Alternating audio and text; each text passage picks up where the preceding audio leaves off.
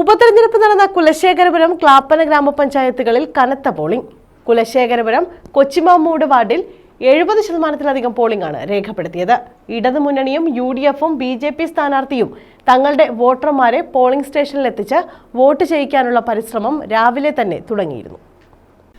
LDF പ്രതിനിധിയായിരുന്ന B. Shyamala മരിച്ചതിനെ തുടർന്നാണ് കുലശേഖരപുരത്ത് ഉപതെരഞ്ഞെടുപ്പ് വേണ്ടിവന്നത്.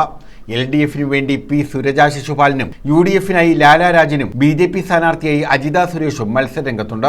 കഴിഞ്ഞ തവണ LDF 457 വോട്ടിന്റെ ഭൂരിപക്ഷത്തിലാണ് ഇവിടെ വിജയിച്ചത്. ഇത്തവണയും തങ്ങൾക്ക് വിജയിക്കാൻ കഴിയുമെന്ന ആത്മവിശ്വാസത്തിലാണ് LDF. എന്നാൽ ശക്തമായ മത്സരത്തിലൂടെ വിധി മാറ്റിമറിക്കാൻ കഴിയുമെന്ന പ്രതീക്ഷയിലാണ് UDFും BJPയും. ക്ലാപ്പന ഗ്രാമപഞ്ചായത്ത് 2ാം വാർഡിൽ നിലവിലെ പഞ്ചായത്ത് അംഗമായിരുന്ന KM രാജു മരിച്ചതിനെ തുടർന്നാണ് ഉപതെരഞ്ഞെടുപ്പ് നടക്കുന്നത്.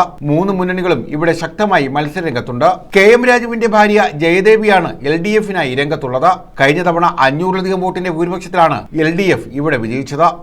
News bureau, Karunagappally.